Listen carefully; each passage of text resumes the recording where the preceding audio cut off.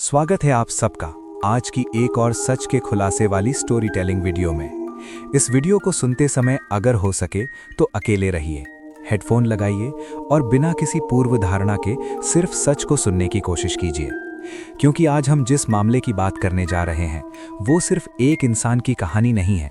ये ताकत, पैसे और चुप्पी के उस जाल की कहानी है जहां सवाल तो उठते हैं लेकिन जवाब कभी पूरे नहीं मिलते। इस कहानी का नाम है जेफरी एप्स्टीन केस। एक ऐसा मामला जिसने पूरी दुनिया को हिला दिया लेकिन फिर भी बहुत कुछ अधूरा छोड़ दिया। जेफरी एप्स्टीन कोई आम इंसान नहीं था। वो ना कोई बहुत बड़ा बिजनेसमैन था, ना ही किसी देश का नेता, लेकिन फिर भी उसके संपर्कों में दुनिया के सबसे ताकतवर लोग।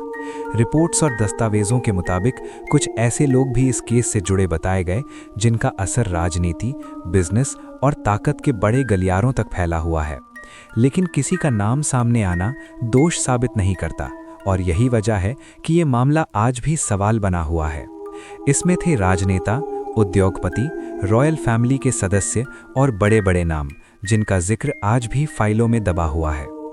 एप्स्टीन की शुरुआत एक साधारण शिक्षक के रूप में हुई, लेकिन कुछ ही सालों में उसकी जिंदगी इतनी बदल गई कि लोग आज भी पूछते हैं कि इतना पैसा और इतनी पहुंच उसे आखिर मिली कैसे। उसने न्यूयॉर्क जैसे शहर में आलीशान घर खरीदे, प्राइवेट जेट रखा और एक प्राइवेट आइलैंड तक बनवाया जिसे बाद में लोग डर के साथ देखने लगे। इस आइलैंड पर आने जाने वालों की एक लिस्ट थी जिसे आज दुनिया एप्स्टीन फ्लाइट लॉग्स के नाम से जानती है। इन लॉग्स में कई मशहूर नाम सामने आए, लेकिन यहाँ एक बात बहुत ज़रूरी है। इन नामों का सामने आना किसी को दोषी साबित नहीं करता, क्योंकि अदालत में दोष साबित होना और किसी का नाम किसी लिस्ट में होना दो अलग बातें हैं। यही वजह है कि ये मामला आज भी रहस्यमयी बन जाता है, क्योंकि नाम तो सामने आए लेकिन सच्चाई पूरी तरह कभी सामने नहीं आई। कई रिपोर्ट्स के मुताबिक एप्स्टीन पर नाबालिग लड़कियों के शोषण और मानव तस्करी जैसे गंभीर आरोप लगाए गए। इन आरोपों की जांच चली, कुछ गवाह सामने आए, कुछ ने बयान दिए, लेकिन जैसे जैसे मामला ऊपर की तरफ बढ़ता, जैसे जैसे बड़े नामों तक पहुंचने की बात होती, वैसे वैसे चीज़ें धीमी होती चली गईं। साल 2019 में एप्स्टीन को गिरफ्तार किया गया और उसे न्यूयॉर्क की एक हाई सिक्योरिटी जेल में रखा गया। दुनिया को लगा कि अब शायद सच्चाई सामने आएगी, अब शायद वो नाम सामने आएंगे जिनके बारे में सिर्फ फुसफुसाहट थी। लेकिन फिर एक ऐसी घटना हुई जिसने इस पूरे केस को और अंधेरे में धकेल दिया। एप्स्टीन की जेल में मौत। सरकारी रिपोर्ट के मुताबिक इसे आत्महत्या बताया गया, लेकिन सवाल यहीं से शुरू होते हैं। जिस जेल में वो था वहां कैमरे काम नहीं कर रहे थे। जिस वक्त घटना हुई उस वक्त गार्ड्स मौजूद नहीं थे और एक ऐसा कैदी जो सबसे ज्यादा निगरानी में होना चाहिए था, वो अचानक मृत पाया गया। क्या ये सिर्फ लापरवाही थी या फिर कुछ ऐसा हुआ जिसे कभी सामने नहीं लाया जाएगा? इस सवाल का जवाब आज तक साफ नहीं है और शायद यही इस केस की सबसे डरावनी बात है। एप्स्टीन की मौत के बाद कई दस्तावेज सील कर दिए गए, कई फाइलें रिडैक्ट कर दी गईं, कई गवाहों ने चुप्पी साध ली और जो लोग बोल सकते थे वो अचानक पीछे हट गए। कुछ लोगों का मानना है कि ये सब इसलिए हुआ ताकि बड़े नामों को बचाया जा सके।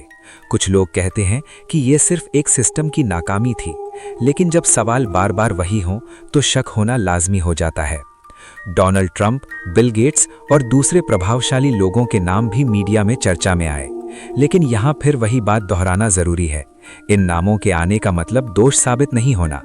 कई मामलों में खुद इन लोगों ने किसी भी गलत काम से इनकार किया और कहा कि उनके संपर्क सीमित या औपचारिक थे। लेकिन जनता का सवाल ये नहीं था कि कौन दोषी है। जनता का सवाल ये था कि सच्चाई पूरी क्यों नहीं बताई गई। अगर सब कुछ साफ है तो फाइलें आज भी बंद क्यों हैं? अगर न्याय हुआ है तो सवाल आज भी जिंदा क्यों है?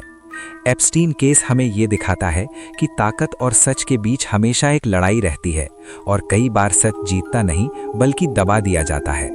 ये कहानी सिर्फ एक आदमी की नहीं है, ये उस सिस्टम की कहानी है जहां आम इंसान को हर सवाल का जवाब देना पड़ता है, लेकिन ताकतवर लोगों के लिए सवाल भी सवाल नहीं रह जाते। आज भी इंटरनेट पर लोग एप्स्टीन की फाइल्स की बात करते हैं। आज भी लोग पूछते हैं कि क्या कभी पूरी लिस्ट सामने आएगी? क्या कभी वो सच सामने आएगा जिसे जानने से दुनिया डरती है? या फिर ये केस भी इतिहास की उन फाइलों में दफन हो जाएगा जिन पर लिखा होता है क्लोज्ड बट नेवर एक्सप्लेन्ड? और यहीं पर यह कहानी खत्म नहीं होती, बल्कि यहीं से असली डर शुरू होता है।